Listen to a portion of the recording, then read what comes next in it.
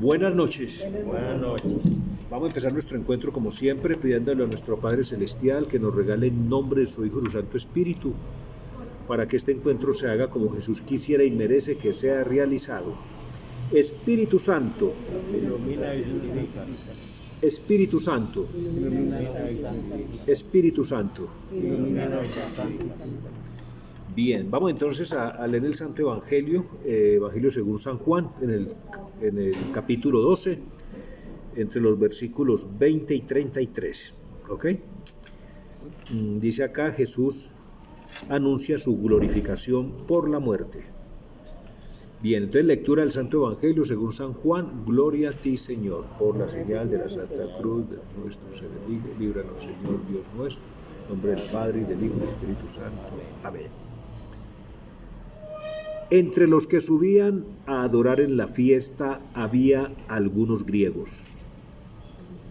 Estos se dirigieron a Felipe, el de Betsaida de Galilea, y le rogaron: Señor, queremos ver a Jesús. Felipe fue a decírselo a Andrés. Andrés y Felipe fueron a comunicárselo a Jesús. Jesús les respondió: ha llegado la hora de que el Hijo del Hombre sea glorificado. En verdad os digo que si el grano de trigo no cae en tierra y muere, allí queda él solo. Pero si muere, da mucho fruto. El que ama su vida la perderá, pero el que odia su vida en este mundo la guardará para una vida eterna.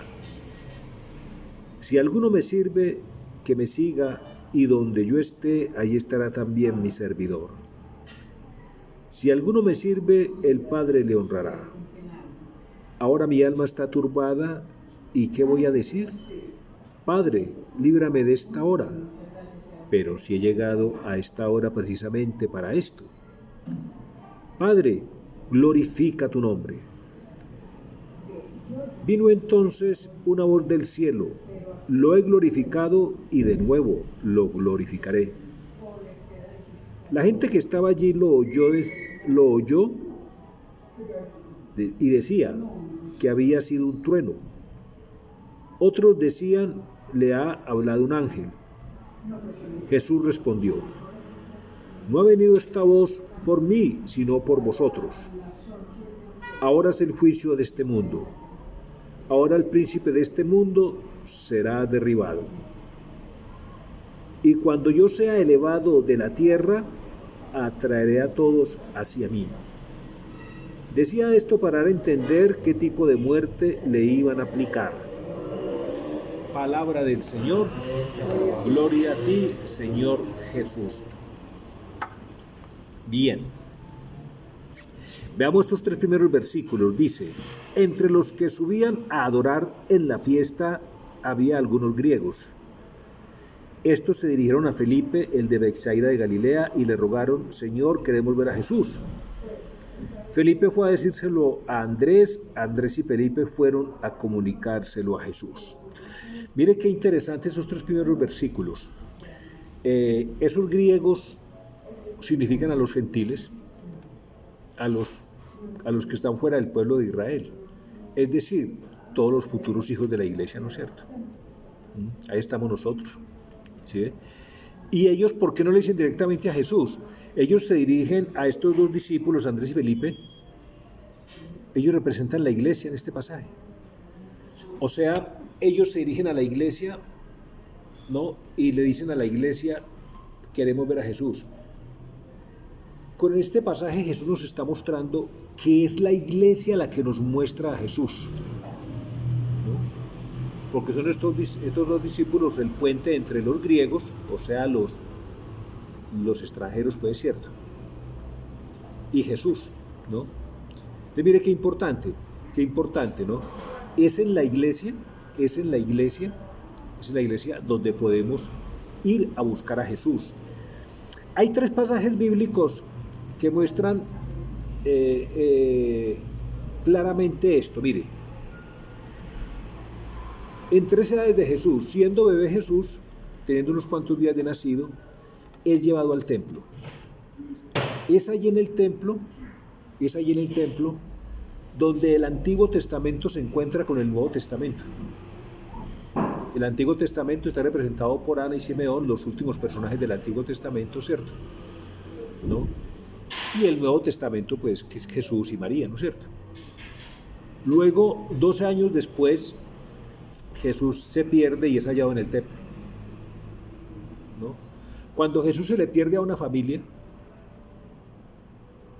hoy en día, ¿no? Hoy en pleno siglo XXI, cuando Jesús se le pierde a una familia, lo ideal es que esa familia vaya junta a buscarlo en la iglesia y allá lo va a encontrar, ¿no es cierto? Y ahora este incidente con los griegos. Ellos saben que existe un Dios y van en busca de ese Dios. Estos griegos, ¿por qué van en busca de Dios? Porque siendo los griegos también fueron creados por Dios y para Dios. Entonces lo más natural es que el deseo de Dios esté inscrito en el corazón de ellos, ¿cierto? Por eso salen en busca de Jesús, ¿cierto? Bien, Jesús les respondió: ha llegado la hora de que el Hijo del Hombre sea glorificado. Aclaremos aquí que ser glorificado, ser exaltado y ser elevado es lo mismo. Ser elevado, ser exaltado y ser glorificado es lo mismo, ¿no? Ha llegado la hora de que el Hijo del Hombre sea glorificado. Entonces uno se pregunta, pero si es el Hijo de Dios, pero si es Jesús, la segunda persona de la Santísima Trinidad, glorificado si está lleno de gloria. Pues veamos Filipenses 2. Veamos Filipenses 2. Abramos nuestras Biblias en Filipenses 2. Hablamos nuestras Biblias en Filipenses 2. Filipenses 2. Acá está. Filipenses 2. A ver, le busco Orlandito ahí. Filipenses 2. Hebreo, Timoteo, Colosenses. Filipenses 2.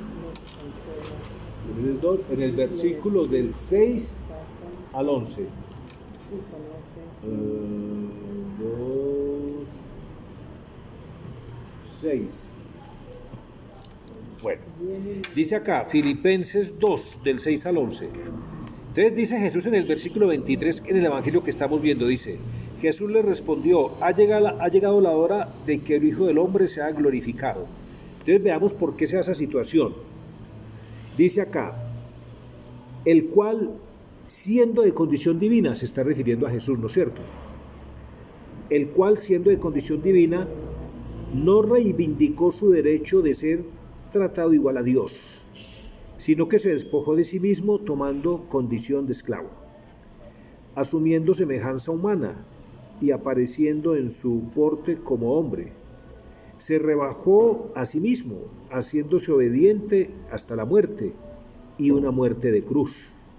Por eso Dios lo exaltó, por eso Dios lo exaltó, lo glorificó, lo elevó, ¿no? Y le otorgó el nombre que está sobre todo nombre, para que al nombre de Jesús toda rodilla se doble en los cielos, en la tierra y en los abismos, y toda lengua confiese que Cristo Jesús es el Señor, para gloria de Dios. Entonces vea, Jesucristo, al asumir nuestra condición de esclavo, ¿no? Mire la humildad de Jesucristo. Dijo: no, pero es que si yo sigo pues siendo como Dios, voy a tener una ventajita sobre los hombres. No, yo voy a ser un hombre como cualquiera, en todo menos en el pecado, ¿sí? Para enseñarle al hombre que la única manera de ser glorificado por Dios es obedeciéndole perfectamente, ¿sí? Entonces Cristo, diciéndolo así, se quitó esa gloria y dijo: voy a ganármela como se la tienen que ganar todos los hombres. ¿Cómo? Obedeciendo. Y por eso, como el Padre ve que Cristo le está obedeciendo, dijo: ha llegado la hora de que el Hijo del Hombre sea glorificado, ¿cierto? ¿No? ¿Por qué? Porque es que Cristo, en el Evangelio de Juan, dice que en el principio existía la palabra y la palabra estaba junto a Dios y la palabra era Dios, ¿cierto? O sea que Cristo en su preexistencia, es decir, antes de venir a la tierra, estaba glorificado, estaba lleno de gloria. ¿Sí? Estaba lleno de gloria. Al venir acá, por humildad él la dejó. Entonces ahora quieres que el Padre le dé esa gloria que tenía en el principio. Vamos a Juan 17:5. Sí, ahí. Orlandito, ayúdale ahí a Prócoro, a Juan 17:5, hágame el favor. Juan 17:5.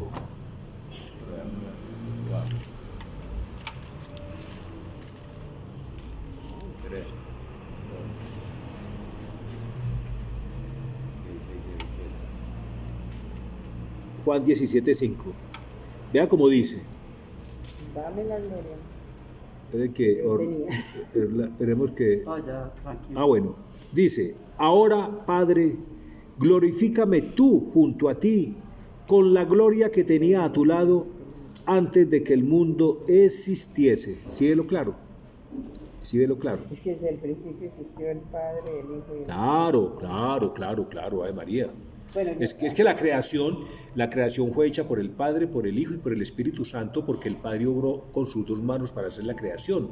¿El Padre cómo crea? Con sus dos manos. ¿Y cuáles son las manos del Padre? El Hijo y el Espíritu Santo, ¿de acuerdo? Sí, pero es que, o sea, no sé, yo estando allá en la iglesia se me vino una palabra, o sea, se me vino un pensamiento, que el Hijo, sí, Jesucristo no podía ser hijo de mujer y también de hombre. No, tenía que ser hijo del Espíritu Santo para que quedara. El Dios es espíritu, el Hijo también es espíritu, entonces el Espíritu Santo posee los dos. Eso es que Jesucristo tiene dos nacimientos, uno en la eternidad y otro en el tiempo. En la eternidad fue sin madre, en el tiempo fue sin padre. Sí. Sí, muy perfecto. Bueno, muy bien. Bien, entonces si ve pues cómo ahora, entre otras cosas, hay un asunto. Cristo no tenía por qué morir, porque la consecuencia del pecado es la muerte, y Cristo no tenía pecado. Entonces, él no tenía por qué morir, pero quiso hacerse semejante a todo hombre, ¿cierto? Porque todos vamos a morir por el pecado, ¿cierto? Bueno, hasta ahí queda clarito, ¿cierto? Dice, en verdad, en el versículo 24, dice, volvamos a Juan, Orlandito. En verdad os digo que si el grano de trigo no cae en tierra y muere, allí queda él solo. Pero si muere, da mucho fruto. Entonces, para ustedes, ¿qué creen? ¿Que quién es el grano? ¿A quién se está refiriendo? A él mismo. El grano es él. No, el grano es él mismo. Mire, en verdad os digo que si el grano de trigo no cae en tierra y muere, allí queda él solo. ¿De a dónde cayó el grano de trigo? Del cielo se cayó un grano de trigo que es Cristo. Sí. Y murió. Sí, porque si uno siembra una semillita de trigo, pues para dar la matica y dar una espiga, pues el granito tiene que Sí, morir. claro. Bueno, entonces ese grano de trigo que cayó del cielo, que se llama Jesús, murió y dio fruto. ¿Cuál fue esos frutos que dio? Pues el librarnos del pecado. Vea, fue la iglesia, la comunión de los santos, el perdón de los pecados, la resurrección de la carne y la vida eterna. Porque esos son frutos de la cruz de Cristo. Esos son los frutos que da el nuevo árbol de la vida, que es Cristo en el nuevo paraíso. El nuevo árbol de la vida, que es la cruz, da esos frutos. La iglesia, la comunión de los santos, el perdón de los pecados, la resurrección de la carne y la vida eterna. Si Cristo no pasa por la cruz, no tendríamos iglesia. Nada. Porque acuérdese que cuando cayó en el sueño de la cruz, su costado fue abierto por la lanza y de allí salieron agua y sangre. O sea, Eucaristía y bautismo, los sacramentos de la iglesia. ¿Sí? Y dio a luz a su amada esposa, la iglesia, de su costado abierto, ¿no es cierto? Si no hubiera cruz, no habría comunión de los santos, porque es que la cruz es ese leño que arde sin consumirse y la llama en la Eucaristía. Y en la Eucaristía es donde se da la comunión de los santos. ¿Por qué? Porque la santidad es una sola, pero tiene tres categorías: los santos bienaventurados, los santos peregrinos que somos nosotros y los santos purgantes, al igual que la iglesia, que es una sola, pero tiene la iglesia tres estados: la iglesia bienaventurada, la iglesia peregrina y la iglesia purgante. Y en el altar es una sola, la iglesia es una sola, por eso digo, creo en la iglesia que es una, ¿cierto? Al igual que los santos. Entonces, en la Sagrada Eucaristía, en el momento de la consagración, es cuando convergen alrededor del altar los tres santos, ¿cierto? Los santos bienaventurados, los santos peregrinos que somos nosotros y los santos purgantes, ¿cierto? Entonces, si no hubiera Cristo pasado por la cruz, no habría perdón de los pecados. ¿Por qué? Porque Él en la cruz asumió todos los pecados, todos. Por eso la semejanza con Moisés con la serpiente en el desierto, ¿cierto? ¿No? Que la serpiente figura del pecado, ¿cierto? Entonces, Él se llenó de pecado, es decir, se hizo pecado, ¿sí? Para librarnos a nosotros, cargó con todos los pecados de nosotros. Entonces, si no hubiera habido cruz de Cristo, no habría perdón de los pecados, ¿cierto? Si Cristo no muere, no hay resurrección. Si Cristo no muere, no hay resurrección. Pero al morir, hubo resurrección, ¿cierto? Sí, para mostrarnos que si nosotros morimos con Cristo, vamos a resucitar con Cristo. Ahora bien, como el Padre, como premio por ser tan obediente, el Padre, como premio a su Hijo por ser tan obediente, le dio la gloria eterna, como Él se hizo a un cuerpo en nosotros, que somos nosotros, su iglesia, todas esas bondades que tiene la cabeza se las pasa al cuerpo. Entonces, si Cristo no hubiera estado en la cruz, no tendríamos vida eterna, porque Él se ganó la vida eterna para donárnoslas a nosotros. Acuérdense que Él es el donador, ¿de acuerdo? El Padre es la fuente de la vida eterna, se la comunica a su Hijo, y el Hijo nos las dona. ¿A través de quién? Del Espíritu Santo, que es el que nos comunica íntima y personalmente todos estos frutos, todos estos dones, ¿de acuerdo? Entonces, queda claro por qué Cristo tenía que morir, ¿no es cierto? ¿Sí? ¿Qué dice Luisita? ¿Está claro? Sí. ¿Sí? Bueno, el que ama su vida la perderá, pero el que odia su vida en este mundo la guardará para una vida eterna. Bueno,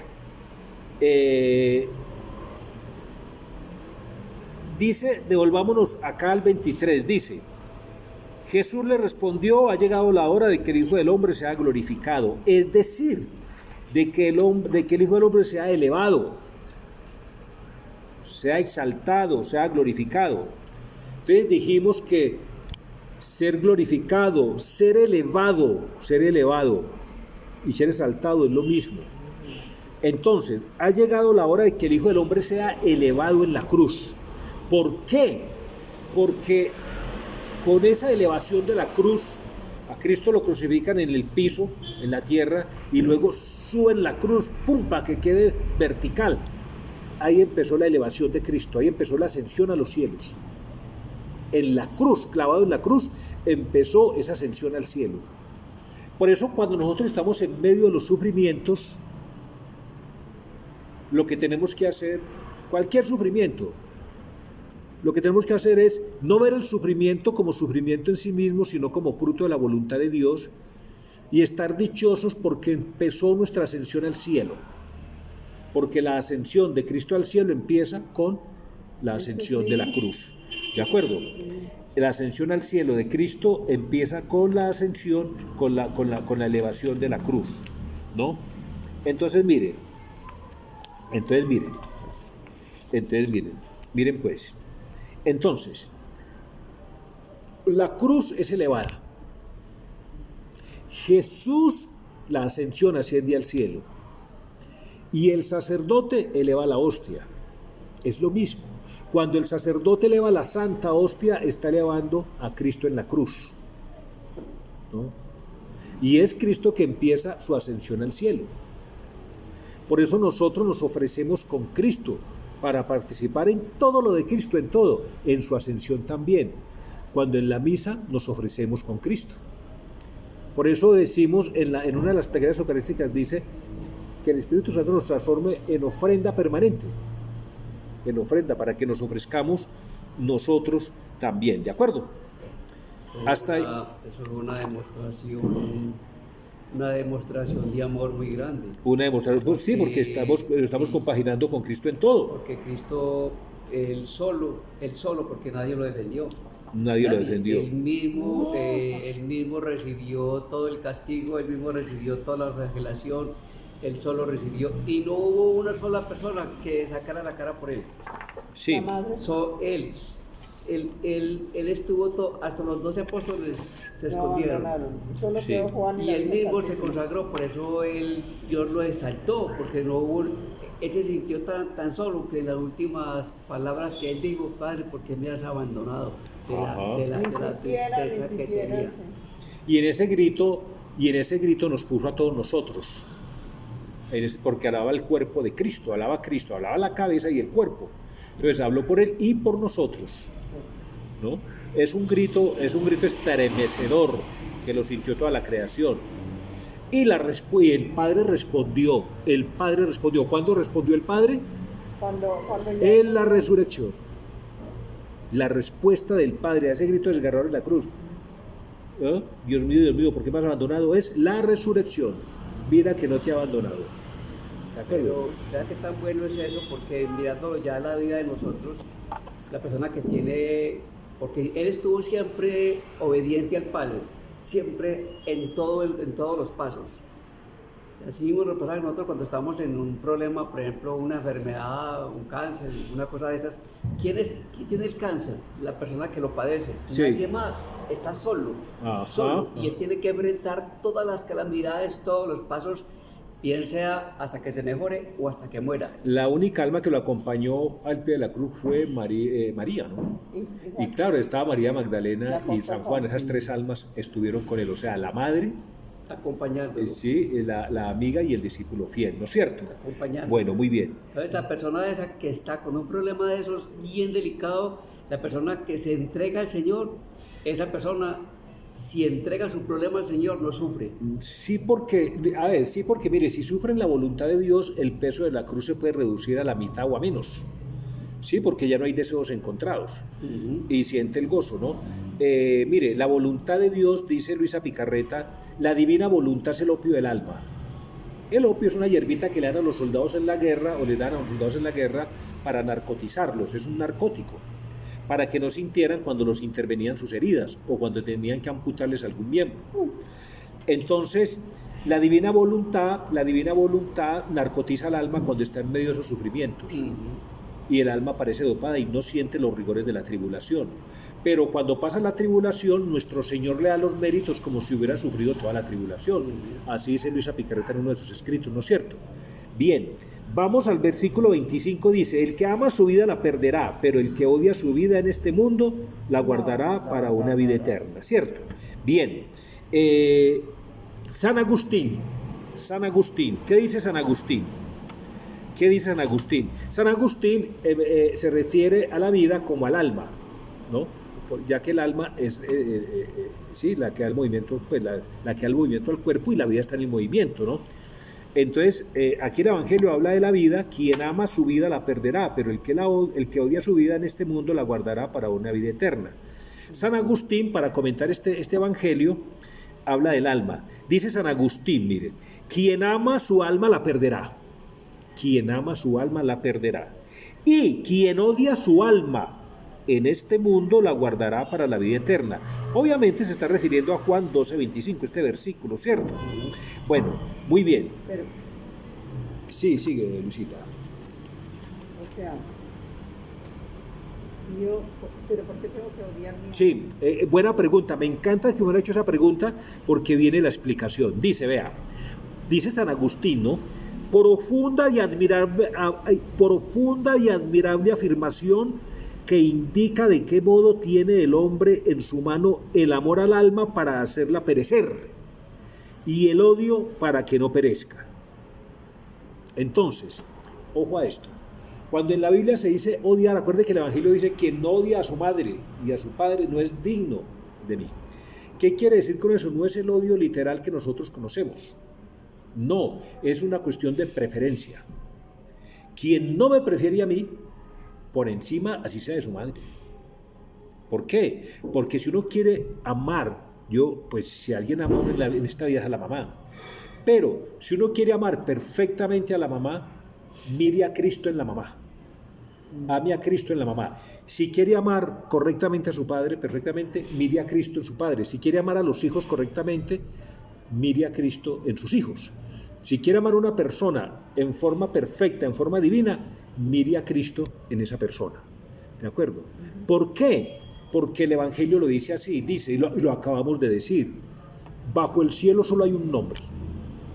Y ese nombre tiene que estar por encima de todo, ¿no? Entonces, ¿cómo aprendemos a amar de un modo divino?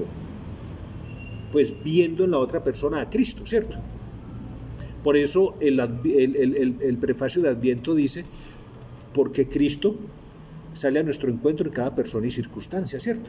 ¿Sí ven? Entonces miren lo que dice San Agustín, dice, profunda y admirable afirmación que indica de qué modo tiene el hombre en su mano el amor al alma para hacerla perecer y el odio para que no perezca. Ojo, si la has amado mal, entonces la has odiado realmente. ¿Cómo amamos mal nuestra alma? Prefiriendo nuestra alma a Jesús. ¿Cómo la odiamos correctamente? Prefiriendo a Jesús a nuestra alma. Hagamos el ejemplo gráfico. En el alma, ¿qué hay en el alma? En el alma hay las tres potencias divinas, memoria, intelecto y voluntad. La memoria es donde guardo, es la bodega. Sí. Es más, las bodegas de Dios son todas las memorias humanas, ¿no? Toda la memoria es para guardar las cosas de Dios, ¿de acuerdo? Para que este mundo esté en orden a Dios, ¿de acuerdo? Entonces, ¿qué guardo yo en la memoria? Mi conocimiento, por ejemplo. El que pierde la memoria pierde su identidad.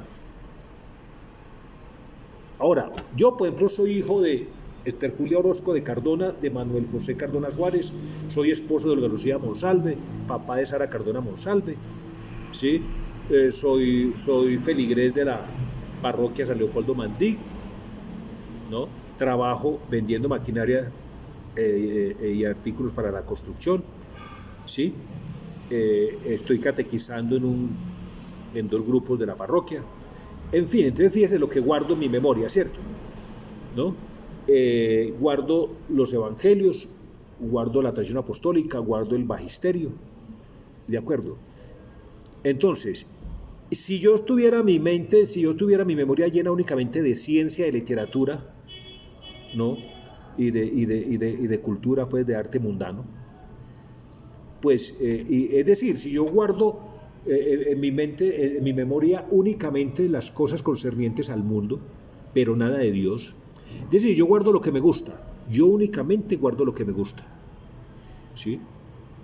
Pero ¿a quién le va a gustar, por ejemplo, guardar ese pasaje del Evangelio que dice, el que quiera ser mi discípulo, néguese a sí mismo, coja su cruz y sígame? Muchas veces, como uno guarda estos evangelios, esto lo lleva a actuar correctamente. No, pero es que cómo me voy a mostrar acá, a buscar reconocimiento si Cristo lo dice en el Evangelio, ¿cierto? ¿Sí? Pero ¿cómo voy a renegar de este sufrimiento si estoy siguiendo a Cristo y tengo que cargar mi cruz? Entonces, fíjese, entonces la memoria, sin renunciar a mis cosas, ¿no? Sin renunciar a mis cosas, yo puedo colocar encima, dar el primer lugar a Dios en mi memoria, ¿sí? Porque yo puedo guardar todos mis recuerdos en orden a Dios. Para la gloria de Dios tuve una familia, tuve un papá y una mamá, que se llaman así y así, ¿sí o no? Para la gloria de Dios tengo una familia, una esposa que se llama así y una hija que se llama así. Para la gloria de Dios tengo un trabajo. Para la gloria de Dios hago un servicio pastoral. Entonces fíjense cómo todo es muy diferente a decir yo me llamo fulano de tal y tengo esto y lo otro, hice esto, hizo lo otro, ¿sí me entiende? Hice hacer esto y hacer esto, sí, todo yo, y de Dios nada, ¿de acuerdo? Entonces fíjense, el alma, yo le estoy dando, es decir, estoy poniendo a Dios por encima de el intelecto, yo puedo usarlo de 2 maneras, y solo hay 2 posibilidades. O para buscarme a mí mismo, es decir, mis propios gustos, o para buscar a Dios. Pero si yo soy ingeniero, ¿Yo por qué tengo que divorciarme de Dios? Si yo soy ingeniero, ¿por qué tengo que divorciarme de Jesús para hacer mis cálculos y mis apreciaciones científicas, ¿sí o no? Si yo soy médico, ¿por qué tengo que divorciarme de Jesús? ¿No? Cuando lo ideal es que yo encuentre a Jesús en la medicina como médico, que encuentre a Jesús en las matemáticas, en los cálculos como el ingeniero. Si yo soy policía, hombre, lo ideal es que encuentre a Jesús en mi trabajo de policía. Si yo soy maestro, lo ideal es que encuentre a Jesús en mi trabajo de maestro. Si soy pensionado, hombre, que encuentre a Jesús en mi oficio de pensionado. Si soy ama de casa, que encuentre a Jesús en mi oficio de ama de casa, ¿de acuerdo? Entonces, que todos mis cálculos los haga en clave de Cristo, sin renunciar a mis cosas, sin renunciar a mi profesión, sin renunciar a mis obligaciones. ¿Sí o no?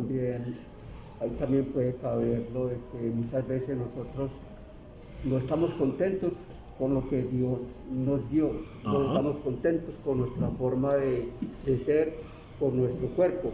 Nos gusta que nos operen la nalga, que nos gusta que nos operen la nariz. Es decir, uno no está contento con esa vida que el Señor nos dio, y eso puede caer ahí. Vanidad es como decirle. El hombre que no está contento y pide que lo conviertan a mujer. Ahí está. Ahí está, porque él no está contento con lo que el Señor le dio. Sí, no asume la realidad que Dios le dio, muy bien. Entonces vayamos memoria, intelecto y la voluntad. Jesús nos enseña que Él tuvo dos voluntades, la humana y la divina, y la humana la usó todo el tiempo, pero única y exclusivamente para hacer la voluntad de Dios. Jesús nunca hizo la voluntad humana. O sea, Jesús siempre, por eso nos dice mucho el Evangelio que tengamos los sentimientos de Cristo. ¿Cuáles son los sentimientos de Cristo? Pues lo que acabamos de leer de Filipenses, que siendo de calidad, de condición divina, se rebajó, ¿cierto? Es decir, Cristo solo tuvo dos sentimientos. ¿Cuáles? Darle gloria al Padre y buscar la salvación de las almas. Entonces es lo que nos pide el Señor, ¿de acuerdo? Entonces dice acá, si la has amado mal, entonces la has odiado. Pero si la has odiado rectamente, entonces la has amado. Felices quienes la odiaron mirando el salvarla, para no perderla enfrascados en su amor, ¿cierto? ¿Ok? Ahora San Agustín nos advierte también, pero tampoco hay que caer en el vicio de los malvados, de los criminales consigo mismo, ¿no? Homicidas consigo mismo, que se lanzan a las llamas, ¿cierto? Se ahogan, se tiran por barrancos y perecen. Estas no son las enseñanzas de Cristo, ¿no? Antes bien, acuérdate que en las tentaciones el demonio instiga a Cristo a que se precipite por, ¿cierto? Sí.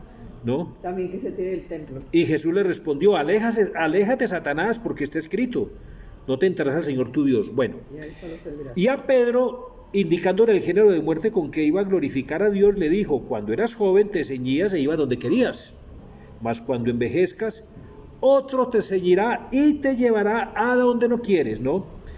Claramente ha indicado que quien quiere seguir las huellas de Cristo no se ha de dar la muerte a sí mismo, sino que ha de ser otro quien se la dé. Qué cosa tan clara. También le dice, le extenderán los brazos. Oh, sí, pero cuando se halla en la alternativa y sea forzoso al hombre escoger entre transgredir a Dios o morir bajo la espada del perseguidor, elija entonces morir por amor a Dios, antes que vivir temiendo a Dios ofendido, ¿no? Entonces debe odiar su alma en este mundo a fin de guardarla para la vida eterna. Estamos viviendo, esto es muy crudo, porque está diciendo San Agustín, mire hermano, si usted está en una alternativa, ¿no? O morir por quien lo persigue, u ofender a Dios, ¿usted qué prefiere? Si prefiere vivir, pues hombre, está salvando su alma, pero la está perdiendo. Pero si muere por amor a Dios, está despreciando su alma, pero está ganando la vida eterna. Hoy este momento se vive. ¿Por qué? Porque nos estamos cuidando mucho de esta pandemia del coronavirus, estamos cuidando la vida física, la estamos cuidando hasta el extremo. Mire, para comulgar, ya solo falta que comulguemos con guantes, pues, es una cosa pues miedosa, y las parroquias la cierran y bueno, y restringen la entrada, en fin, esto y lo otro. Sí, estamos hablando de la vida, pero ¿qué? ¿Pero y el sacramento qué? ¿Cuánta gente se queda sin sacramento? Miren la Semana Santa pasada, la Semana Santa pasada, como que las parroquias cerradas, por Dios. ¿Cómo que las parroquias cerradas y a los pocos días hubo un día sin IVA y esas aglomeraciones? Al poco tiempo hubo unas finales de fútbol, ¿no? Ahora empieza la Copa América y es con público. Ya Cine Colombia ya está decretando que va a abrir los teatros en estos días, pero las parroquias sí es una persecución a la iglesia, una persecución a la iglesia. Entonces, hay que decirlo abiertamente, estamos salvando la vida física, nos estamos cuidando de un virus. Pero estamos despreciando el sacramento. Estamos despreciando el sacramento. No nos digamos mentiras, no seamos hipócritas. Nos falta valor, nos falta berraquera. ¿Ah? Nos falta berraquera. Yo no creo que un templo lleno de personas, todas con devoción, y donde está presente Cristo, ¿no? Es como si en la barca, en el pasaje de la barca, cuando vino la tempestad y los apóstoles están en la barca, hubieran pedido auxilio, pues,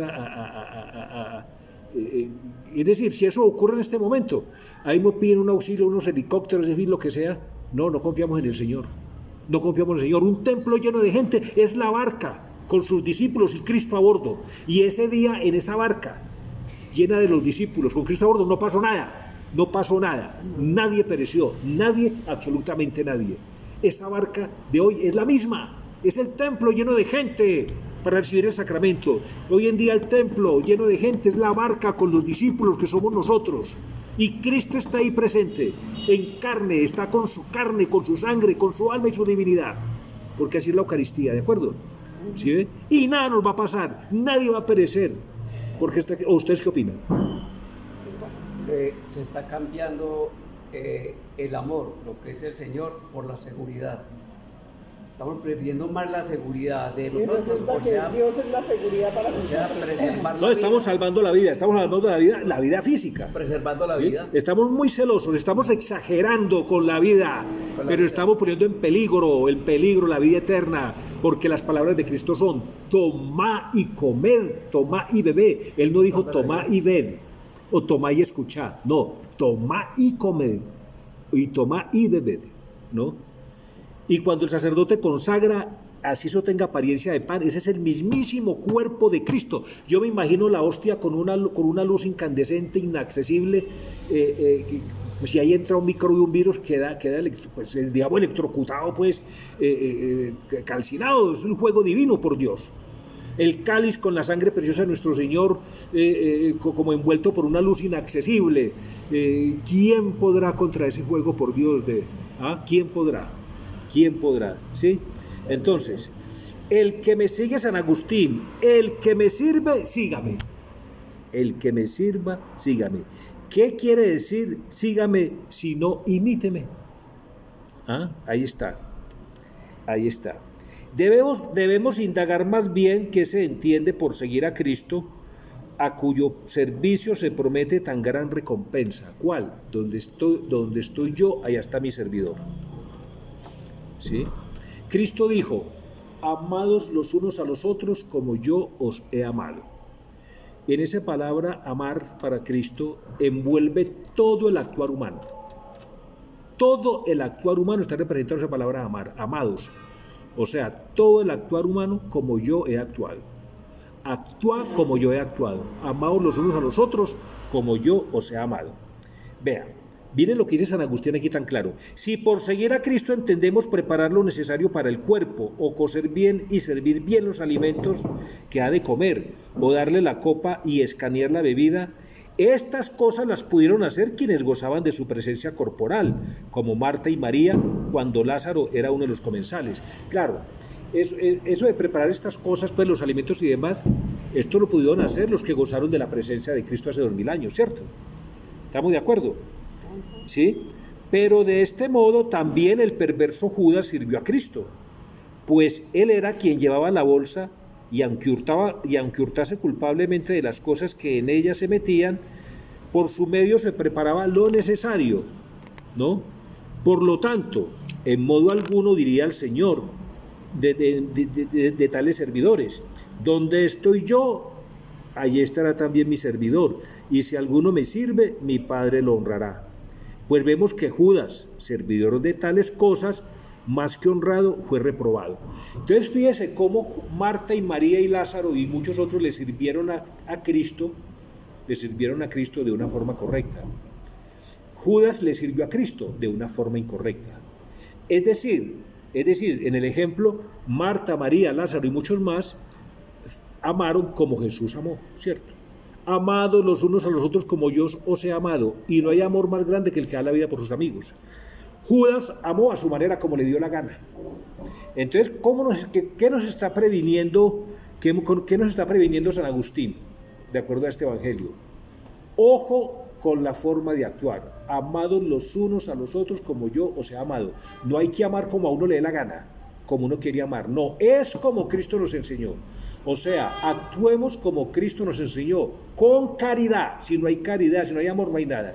¿Y cuál es la verdadera caridad? Cristo ya nos enseñó. La verdadera caridad es hacer todo por Él, con Él y en Él. ¿De acuerdo? Porque si amamos como a nosotros nos dé la gana, nos pasa lo que le pasó a Judas, que le sirvió al Señor, pero de nada le sirvió ese servicio que le hizo al Señor. ¿Estamos de acuerdo? Yo creo que más claro no puede ser, ¿cierto? Bueno, ok, muy bien. Bien, ¿qué más tenemos por aquí? Vamos a ver. Bueno, y sigamos así hasta que llegue la máxima obra de la caridad. Sigamos sirviéndole a Cristo con caridad, es decir, por Él, con Él y en Él. Cuando le servimos a Cristo por Él, con Él y en Él, no miramos a quién le servimos, ni cómo le servimos. Cuando nos dan una orden, no miramos si la orden es justa o injusta, fácil o difícil, aburridora o dichosa, sino simplemente vemos que es Cristo quien nos está mandando, ¿no? Cuando queremos hacer algo por Cristo, con Cristo y en Cristo, no miramos si es o no de nuestro agrado. ¿Cuántas veces está lloviendo y nos da esa pereza de venir a la Eucaristía? No hay que mirar si es o no de nuestro agrado. No, voy porque a Cristo le gusta y yo voy a darle gusto a Cristo, no voy a dar gusto a mí mismo, porque yo odio mi alma, la odio bien. ¿Cómo la odio bien? No dándole gusto a mi alma, ¿no? Entonces, odio mi alma en ese momento, es decir, pongo a Cristo por encima y voy a misa, así esté muerto de la pereza, ¿de acuerdo? ¿Es claro? ¿Sí me hago entender? Bueno, muy bien. Que está tan enfermo y así en San José. Yo me tocó irme para una clínica. Uy, Juancita, cuidado. Claro.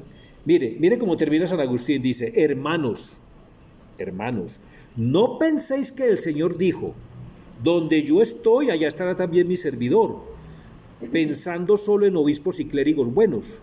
También vosotros podéis servir a Cristo viviendo bien, haciendo limosnas, enseñando su nombre y su doctrina a cuantos os sea posible, haciendo que todos los padres de familia sepan que por este nombre deben amar a su familia con afecto paternal. Miren, por el amor a Cristo y por la vida eterna, amoneste, enseñe, exhorte, corrija, ¿no? Sea benevolente y mantenga la disciplina entre todos los suyos. Ojo lo que dice acá, ejerza en su casa este oficio eclesiástico, la familia de la primera parroquia, y en cierto modo episcopal, sirviendo a Cristo para estar con Él eternamente. Uno en su casa, cuando es padre de familia, la bendición que el padre de familia echa en su casa tiene la categoría de una bendición de obispo, porque la cabeza de familia, sea hombre o mujer, la cabeza de familia es el obispo de esa casa, de esa parroquia, es la máxima autoridad de esa parroquia. Así como la máxima autoridad de una diócesis es el obispo, y la máxima autoridad de la iglesia es el Papa o el obispo de Roma. Entonces, en la parroquia de la casa, el obispo es la cabeza de familia, ¿de acuerdo? ¿Ok? Bueno, muy bien. Sigamos entonces. Mire cómo termina entonces en nuestro evangelio. Mire cómo termina. Dice, Padre, glorifica tu nombre. Vino entonces una voz del cielo y lo he glorificado y de nuevo lo glorificaré. Glorifica tu nombre está evocando la primera petición del Padre Nuestro. ¿Cuál es la primera petición del Padre Nuestro? Santificado sea tu nombre. Catecismo, numeral 2814. Catecismo, numeral 2814.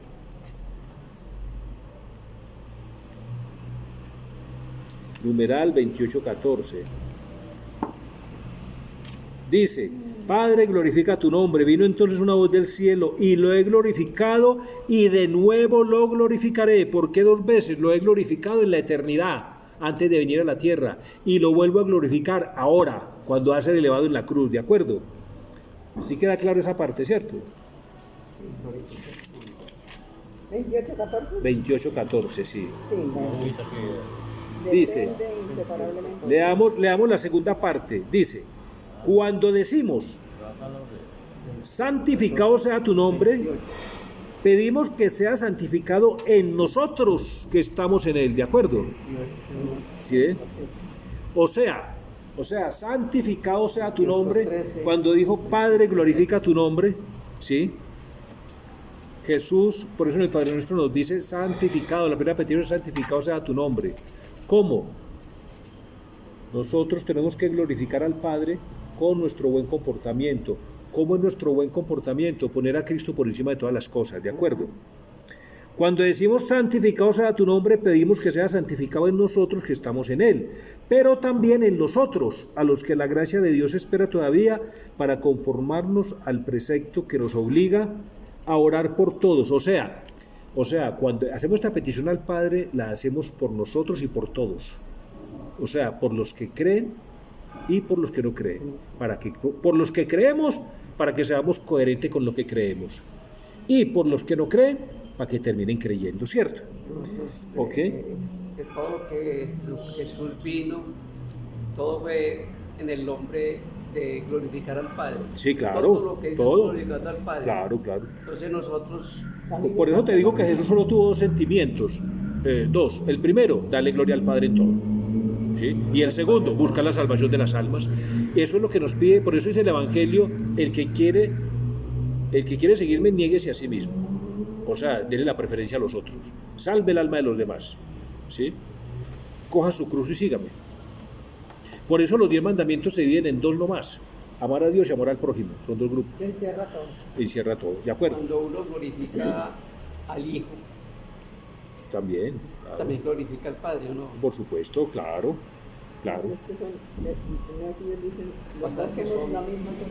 Entonces mire que la gente que estaba allí oyó, unos decían que era un trueno, otros que le había hablado un ángel. Y Jesús respondió, no ha venido esta voz por mí, sino por vosotros. Lo acabamos de ver en la primera petición del Padre Nuestro, ¿de acuerdo? Lo acabamos de ver muy claro, ¿cierto? Bueno, ahora es el juicio de este mundo, ¿no? Ahora el príncipe de este mundo será derribado, ¿no? A ver, ¿cuál es el juicio de este mundo? Yo creo que Dios no juzga a nadie, yo creo que uno auto se juzga. ¿Por qué? Porque uno tiene dos alternativas nomás de actuar. O actúa siempre humanamente o actúa de modo divino. ¿Qué es actuar humanamente? Actuar porque me toca. Actuar porque me toca. O sea, todo para mí, para mi gusto y porque me toca. ¿Qué es actuar divinamente? Hacer todo. Cuando digo todo es todo. Todo es todo. Desde recoger un alfiler que se cae. Desde abrir una chapa de una puerta, desde cepillarse los dientes, es decir, hacer todo por Él, con Él y en Él. Entonces mi obra se está volviendo luz. Ahora, cuando yo hago todo para mi propia satisfacción nomás, entonces mi obra se vuelve tiniebla. Y las tinieblas no tienen entrada en la luz, ¿no? Entonces yo solo tengo 2 alternativas. O mi actuar es tiniebla o mi actuar es luz. Si yo hago todo por Él, con Él y en Él, es decir, con caridad, con amor, que el amor es ese, hacerlo todo por Él, con Él y en Él, como Él nos amó. ¿De acuerdo? Se vuelve luz. Entonces la luz no puede juzgar la luz. La luz juzga a las tinieblas. Entonces yo tengo las tinieblas y tengo la luz. Esto se ve en Mateo, en el capítulo 7, creo, en los dos caminos. Bueno, aquí tenés el camino del bien y el camino del mal. El camino del bien es estrecho y poco transitado. El camino del mal es amplio, muy cómodo y muy transitado. Lo que sí le garantizo es que el camino amplio lleva a la perdición, el camino estrecho lleva a la salvación. ¿De acuerdo? Hoy pongo ante ti la vida y la muerte. Mire a ver, escoja. ¿De acuerdo? Entonces fíjese que uno es el que se autojuzga. Jesús no juzga a nadie realmente. Y cuando yo sea elevado de la tierra, atraeré a todos hacia mí. Cuando yo sea elevado de la tierra, atraeré a todos hacia mí. O sea, cuando levanten la cruz allá en el Gólgota, ¡pum! Y la clave de ahí en la tierra y queda levantado, ¿no? Empezó la ascensión al cielo de nuestro Señor. Y es cuando el sacerdote está levantando la hostia. Por eso, cuando el sacerdote levanta la hostia, miremosla con los ojos abiertos, miremosla, contemplemos. Es el sacerdote elevando a Cristo en la cruz, que empieza su ascensión al cielo, ¿de acuerdo? Y no olvidemos, cuando estemos en la crudeza de nuestros sufrimientos y que no le damos salida por ningún lado, Señor, empezó mi ascensión al cielo, dame la gracia de ascender contento al cielo, ¿no? Tengo un familiar que padece un cáncer ahorita, es terminal, a cualquier momento se nos muere, ¿sí es? Pues esa personita, si sufre en la voluntad de Dios, está ascendiendo al cielo, porque el primer escalón para Jesús ascender al cielo, ¿cuál fue? La cruz. La cruz, Santa Rosa de Lima lo dice, para subir al cielo solo hay un escalón. ¿Cuál? La cruz. La escalera para subir al cielo es la cruz. Que todos queremos llegar al cielo, pero no queremos pasar por esa escalera que es la cruz. Entonces, ¿cómo hacemos pues ahí? ¿Cómo hacemos pues? Sí, para llegar al cielo solo hay una escalera, que es la cruz, ¿no? Bien, pidámosle al Señor, a ver, digámosle: Padre Santo, danos la gracia de mirar con todo nuestro ser, en todo tiempo y en todo lugar, a nuestro amado Jesús, que permitió ser elevado en la cruz por nosotros. Gloria al Padre y al Hijo y al Espíritu Santo, como era en el principio, ahora y siempre, por los siglos de los siglos. Amén. No olvidemos nuestra antífona: protégeme, Señor, que me refugio en ti, para que nos libre de este COVID y nos libre de los COVID espirituales y doctrinales que son peores. Dios los bendiga. Saludos a sus familias.